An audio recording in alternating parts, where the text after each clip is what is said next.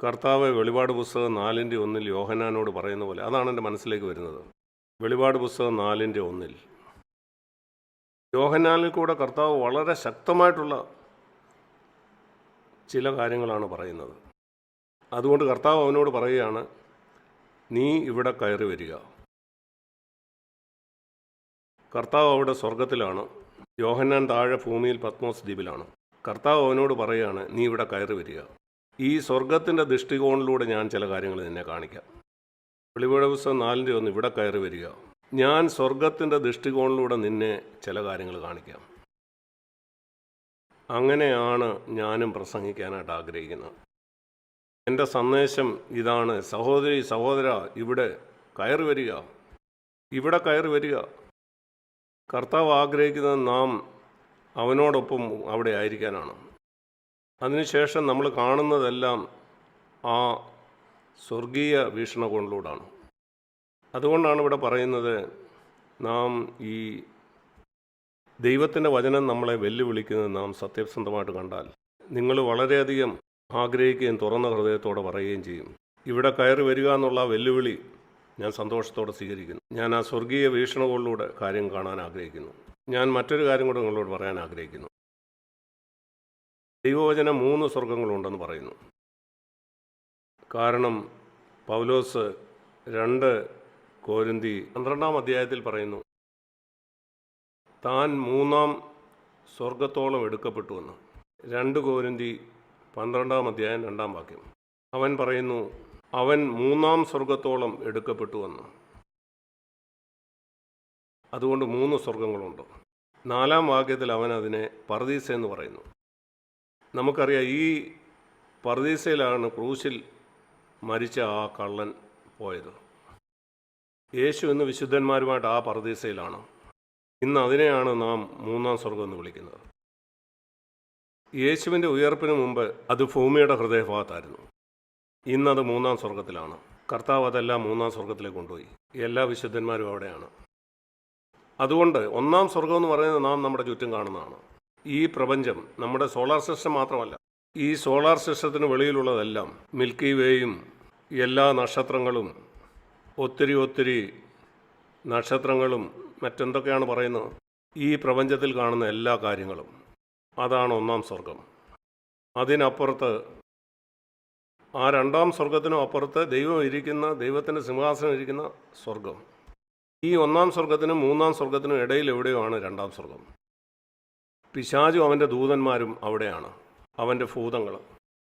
അവരൊരിക്കൽ 3-ാം സ്വർഗത്തിലായിരുന്നു. യെശയ്യാവ് 14 നാം അത് വായിക്കുന്നു. എസെക്കിയേൽ 28 ദൈവം ഇരിക്കുന്ന ആ സ്വർഗത്തിലായിരുന്നു അവർ നേരത്തെ. അവിടുന്ന് അവനെ തള്ളിക്കളഞ്ഞപ്പം അവരെ ഭൂമിയിലേക്കല്ല തള്ളിയിട്ടത്, നരകത്തിലേക്കുമല്ല അവരെ തള്ളിയിട്ടത്, അല്ലെങ്കിൽ തീപ്പൊയ്കയിലേക്കുമല്ല. വെളിപാട് ദിവസം 20 അത് സംഭവിക്കാൻ പോകുന്ന ഒരു കാര്യമാണ്. പിശാചിനെ അവൻ്റെ ദൂതന്മാരെയും തീപ്പൊയ്കയിലേക്ക് തള്ളിയിടും. അത് യേശുക്രിസ്തു മടങ്ങി വന്നതിന് ശേഷമാണ്, 1000 ആണ്ട് വാഴ്ചയ്ക്ക് ശേഷം. അവിടെയാണ് നിത്യത ആരംഭിക്കുക. നമ്മൾ അവിടെ ആയിരിക്കും. എന്നാൽ ഇപ്പോൾ പിശാച് ഇപ്പോൾ ആ നരകത്തിലല്ല, അവൻ്റെ ഹെഡ് ക്വാർട്ടേഴ്സ് നരകത്തിലല്ല, ആ തീപ്പൊയ്കയുമല്ല അവൻ്റെ ആസ്ഥാനം. 2-ാം സ്വർഗത്തിലാണ് അവൻ്റെ ആസ്ഥാനം. വേദപുസ്തകം അതിന് പറയുന്നത് സ്വർലോകങ്ങളെന്നാണ്. നമുക്ക് എഫേസ്യ ലേഖനം 6-ാം അധ്യായത്തിലേക്ക് പോവാം. അങ്ങനെ നിങ്ങൾക്ക് മനസ്സിലാകും, ഞാൻ എൻ്റെ ആശയമല്ല പറയുന്നത്, ദൈവവചനത്തിലുള്ള കാര്യമാണ്. എഫേസ്യ ലേഖനം 6-ാം അധ്യായം 11-ാം വാക്യത്തിൽ നാം വായിക്കുന്നു, പിശാചിൻ്റെ തന്ത്രങ്ങളോട് എതിർത്ത് നിൽപ്പാൻ കഴിയേണ്ടതിന് ദൈവത്തിൻ്റെ സർവായുധവർഗം ധരിച്ചു കൊള്ളുവീൻ. അവൻ പറയുന്നു, നമുക്ക് പോരാട്ടമുള്ളത് ജഡരക്തങ്ങളോടല്ല, വാഴ്ചകളോടും അധികാരങ്ങളോടും ഈ അന്ധകാരത്തിൻ്റെ ലോകാധിപതികളോടും സ്വർലോകങ്ങളിലെ ദുഷ്ടാത്മ സേനയോടും അത്രേ. 3-ാം സ്വർഗത്തിലല്ല, 2-ാം സ്വർഗത്തിൽ. അതുകൊണ്ടാണ് നാം ഈ 3-ാം സ്വർഗത്തിലുള്ള ദൈവത്തോട് നാം പ്രാർത്ഥിക്കുമ്പം പല തടസ്സങ്ങളും ഉണ്ടാകുന്നത്. അതുകൊണ്ടാണ് പ്രാർത്ഥിക്കാൻ തുടങ്ങുമ്പോൾ ഉറക്കം വരുന്നത്. 2-ാം സ്വർഗത്തിൽ കൂടെ അത് കടന്നു പോകുന്നതിന് അതിന് തടസ്സം സൃഷ്ടിക്കുകയാണ്. അതുകൊണ്ടാണ് നമുക്ക് പോരാട്ടമുള്ളതെന്ന് പറയുന്നത്. നമ്മൾ പോരാടണം. വാഴ്ചകളോടും അധികാരങ്ങളോടും നിങ്ങൾക്കറിയാമല്ലോ പല നിലയിലുള്ള അധികാരങ്ങളുണ്ട്. സാത്താനായ ഏറ്റവും മേലെയുള്ള അധികാരിയാണ്. പല അധികാരങ്ങളുള്ള പിശാചുക്കളുണ്ട്. വാഴ്ചകളും അധികാരങ്ങളും എന്ന് പറയുന്നത് അവരെ പറ്റിയാണ്. അവരാണ് ഈ സ്വർഗ്ഗസ്ഥലങ്ങളെ ഭരിക്കുന്നത്. ഇവിടെ നമ്മൾ പോരാടുന്നത് ഇങ്ങനെയുള്ള അധികാരങ്ങൾക്കെതിരായിട്ടാണ്. നമുക്ക് മനുഷ്യരോട് പോരാട്ടമില്ല. നമ്മൾ ഒരു മനുഷ്യരോടും പോരാടരുത്. അനേക വർഷങ്ങൾക്ക് മുമ്പ് എൻ്റെ ക്രിസ്തീയ ജീവിതത്തിൻ്റെ ആരംഭകാലത്തിൽ ഞാൻ മറ്റുള്ള വിശ്വാസികളോട് പോരടിക്കുമായിരുന്നു. അവരോട് പോരടിക്കുക എന്ന് പറഞ്ഞാൽ അവരോട് വാദപ്രതിവാദത്തിൽ ഏർപ്പെടുക. എൻ്റെ ഭാഗം ജയിക്കുമ്പോൾ എനിക്ക് വലിയ സന്തോഷമായി. എന്നാൽ 46 കൊല്ലം മുമ്പ് ദൈവം എന്നെ ആത്മാവ് നിറച്ചപ്പോൾ ദൈവം എന്നോട് ഇങ്ങനെ പറഞ്ഞു. അന്ന് എൻ്റെ ജീവിതത്തിൻ്റെ ദിശ മാറി. അന്ന് എഫേസ്യർ 6:12 കൂടെ ദൈവം പറഞ്ഞു, നീ സാത്താനെയാണ് ജയിക്കാൻ ആഗ്രഹിക്കുന്നതെങ്കിൽ എഫേസ്യർ 6:12 ആദ്യ ഭാഗത്ത് പറയുന്നതായിരിക്കണം നീ ചെയ്യേണ്ടത്. ഒരിക്കലും ജഡരക്തങ്ങളോട് പോരടിക്കരുത്. ഒരിക്കലും ഒരു കാര്യത്തിന് വേണ്ടി ജഡരക്തങ്ങളോട് പോരടിക്കരുത്. വിശ്വാസത്തിൻ്റെ കാര്യം പറഞ്ഞു. ഉപദേശത്തിൻ്റെ കാര്യത്തിലും വാദപ്രതിവാദത്തിന് ഞാൻ പോകാറില്ല. ആരെങ്കിലും കേൾക്കാൻ ആഗ്രഹിക്കുന്നത് ഞാൻ വിവരിച്ചു കൊടുക്കും. എന്നാൽ അവനിൽ ഒരു വാദപ്രതിവാദത്തിൻ്റെ ആത്മാവാണെന്ന് ഞാൻ കാണുകയാണെങ്കിൽ ഞാൻ പറയും, ക്ഷമിക്കണം, എനിക്ക് ഈ കാര്യത്തെക്കുറിച്ച് നിന്നോട് കൂടുതൽ പറയാൻ ആഗ്രഹമില്ല. നിൻ്റെ ആഗ്രഹം പോലെ നിനക്ക് വിശ്വസിക്കാം. കാരണം നീ വാദിക്കാനാണോ വന്നത്, കാര്യങ്ങൾ മനസ്സിലാക്കാനായിട്ടല്ല. വാദപ്രതിവാദത്തിൽ ഏർപ്പാൻ എനിക്ക് താല്പര്യമില്ല. ഒരു കാര്യത്തിനു വേണ്ടി ആരോടും എനിക്ക് പോരടിക്കണ്ട. ഈ ലോകത്തിലുള്ള ഒരു കാര്യത്തിനു വേണ്ടി ആരോടും മത്സരിക്കുന്ന കാര്യത്തിൽ എനിക്ക് താല്പര്യമില്ല. ആ സമയം മുതലാണ് പിശാചിനെ ജയിക്കാനുള്ള അധികാരം ദൈവം എനിക്ക് തന്നത്. പിശാചിനെ പുറത്താക്കാനുള്ള അധികാരം ദൈവം തന്നതും അപ്പോഴാണ്. ജഡരക്തങ്ങളോടുള്ള പോരാട്ടം അവസാനിപ്പിച്ചപ്പോൾ അനേകം വിശ്വാസികൾക്ക് പിശാചിന്മേൽ അധികാരമില്ലാതിരിക്കുന്ന അവർ ജഡരക്തങ്ങളോട് പോരാടുന്നതുകൊണ്ടാണ്. അവരവരുടെ ഭാര്യയോട് പോരടിക്കുന്നു, ഭർത്താവിനോട് പോരടിക്കുന്നു, വീട്ടിൽ വാദപ്രതിവാദം നടത്തുന്നു, അവരുടെ ഭർത്താവിനോടും ഭാര്യയോടും റോഡിൽ കാണുന്നവർ പരസ്പരം വാദിക്കുന്നു, മറ്റ് ഡ്രൈവർമാരോടും അവരുടെ കൂടെ ജോലി ചെയ്യുന്നവരോടും, അങ്ങനെ എല്ലായിടത്തും. നിങ്ങൾ ചിന്തിക്കുന്നോ ഇങ്ങനെ ഉള്ള വിശ്വാസികൾ പിശാചിന്മേൽ അധികാരമുള്ളവരാണെന്ന്? ഇല്ല. 100 കൊല്ലം കഴിഞ്ഞാലും കിട്ടുകയില്ല. ഇല്ല. ഞാൻ തീരുമാനിച്ചു ഞാൻ ജഡരക്തങ്ങളോട് പോരടിക്കില്ലെന്ന്. ഞാൻ ഓർക്കുന്നു, ഇങ്ങനെ ഒരു തീരുമാനമെടുത്ത ദിവസം യേശുവിനെ ഒരു ദിവസം രക്ഷിതാവായി സ്വീകരിച്ച പോലെ തന്നെ, ഞാൻ പരിശുദ്ധാത്മാവിൽ നിറയാനായിട്ട് ആഗ്രഹിച്ച പോലെ തന്നെ, ഇതുപോലെ തന്നെ ദൈവം ഈ കാര്യത്തെക്കുറിച്ച് എനിക്ക് വെളിച്ചം തന്നപ്പോൾ അതിനുശേഷം ഒരിക്കൽ പോലും ഒരു മനുഷ്യനോട് പോലും പോരടിക്കുന്നത് ഞാൻ അവസാനിപ്പിച്ചു. ക്ഷമിക്കണം. ആരെങ്കിലും എന്നോട് വാദപ്രതിവാദത്തിൽ ഏർപ്പെടാൻ വന്നാൽ ഞാൻ പറയും ക്ഷമിക്കണം. ഞാൻ തെറ്റാണെന്ന് എനിക്ക് വിശ്വസിക്കാം, ഞാൻ പിശാചാണെന്ന് എനിക്ക് വിശ്വസിക്കാം. ഞാൻ എന്നെ തന്നെ തെളിയിക്കാൻ ആഗ്രഹിക്കുന്നില്ല. എനിക്കതിൽ താല്പര്യമില്ല. ഞാൻ ദൈവത്തിൻ്റെ മുമ്പാകെയാണ് ജീവിക്കുന്നത്. ഞാൻ നിന്നോട് പോരടിച്ചാൽ പിശാചിന്മേൽ എനിക്ക് അധികാരമില്ല. എനിക്ക് അതിനാണ് താല്പര്യം, നിന്നോട് മത്സരിക്കുന്നതിലല്ല. നിങ്ങളോട് തന്നെ ചോദിക്കുക, നിങ്ങൾ ജഡരക്തങ്ങളോട് പോരടിക്കുമോ? ആളുകളോട് നിങ്ങൾ തർക്കിക്കുന്നവനാണോ? നിങ്ങൾ മിണ്ടാതിരിക്കുന്നുണ്ടോ? ഒരു സംവാദത്തിൽ നിങ്ങൾ ജയിച്ചുകൊണ്ട് എന്താ പ്രയോജനം? രാഷ്ട്രീയ പാർട്ടികൾക്ക് വേണ്ടി വാദപ്രതിവാദത്തിൽ ഏർപ്പെടുന്ന എത്രയോ വിശ്വാസികളെ നിങ്ങൾക്ക് കാണാൻ കഴിയും.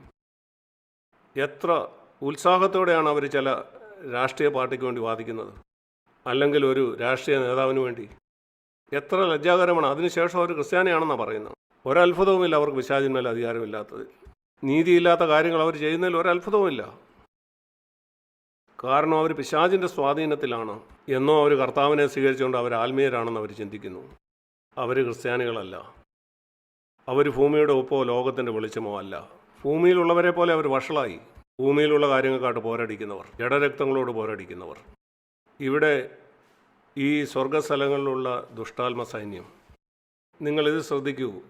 നമ്മൾ പുതിയ നിയമത്തെ പറ്റിയാണ് ഇപ്പോൾ പറഞ്ഞത്. പഴയ പ്രമാണത്തിൽ ജീവിച്ചിരുന്നവർ, ആദാമിൻ്റെ കാലം മുതൽ പഴയ നിയമത്തിൽ ജീവിച്ചിരുന്ന ഒരാൾ പോലും ഈ വാഴ്ചകളോടും അധികാരങ്ങളോടും ഒരിക്കലും പോരാടിയില്ല.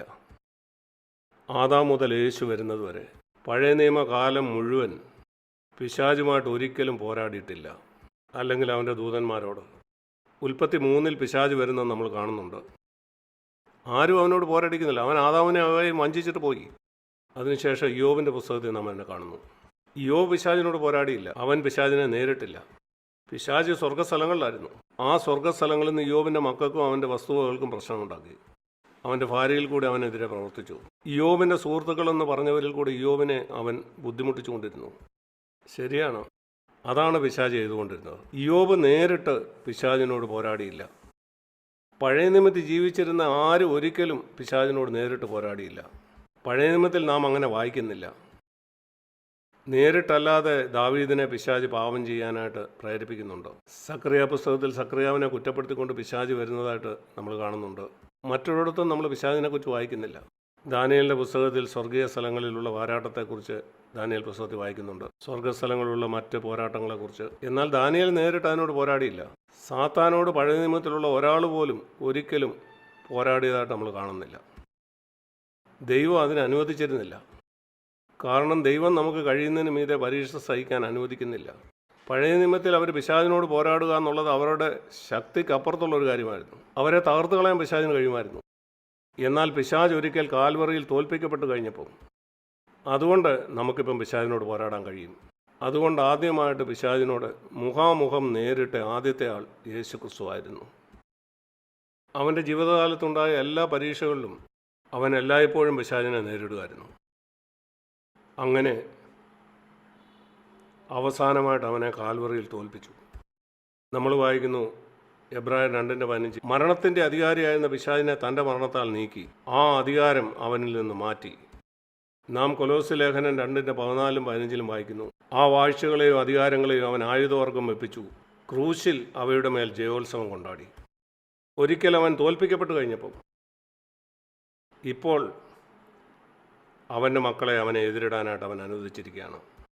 പുതിയ നിയമത്തിൻ്റെ ഭാഗമായിട്ടുള്ള പ്രത്യേക ഒരു കാര്യം ഇതാണ്, നാം ജഡരക്തങ്ങളോട് പൊരുതുന്നില്ല, എന്നാൽ പിശാചിനോട് നമ്മൾ പൊരുതും.